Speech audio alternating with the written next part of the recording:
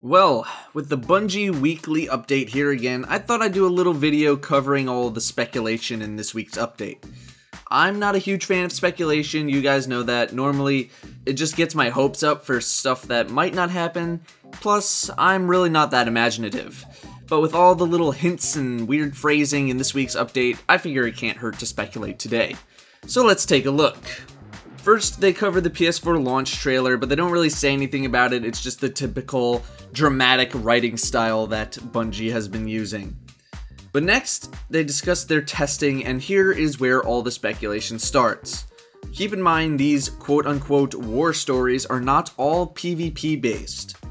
So the first thing, quote, "Zero buyer's remorse was experienced as he used it to rock some faces in multiplayer," end quote.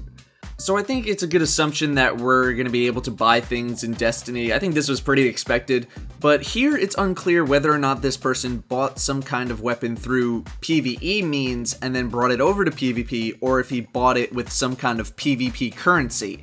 We don't really know how anything is earned through PvP, if we can earn anything, and then again, we don't really know anything about PvP at all.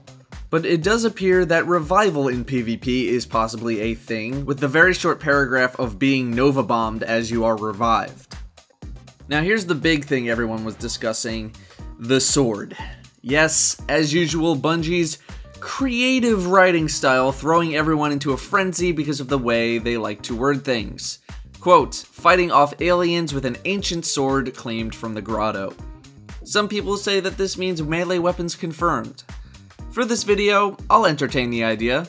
I know Halo had a lot of the energy swords and the hammers and whatever, you guys know I haven't played it, so I'm sure that's why a lot of the Bungie forums are raving about the idea of melee weapons in the game. I haven't really played many shooters where there were an extensive set of melee weapons available, so perhaps that's why I'm not inclined to bring a sword to a gunfight unless that sword is 50 feet long. However, I definitely can see the appeal to those who played Halo who had those melee weapons available to them. Later, they discussed some more PvP action with a brief discussion on this week's champion's winning tactics.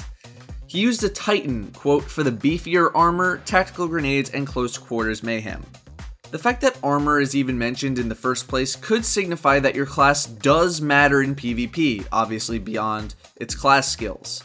I remember the armor to cloth ratios that were discussed were 80-20 for the Titan, 50-50 for the Hunter, and 20-80 for the Warlock. So we're gonna have to see how that ends up panning out.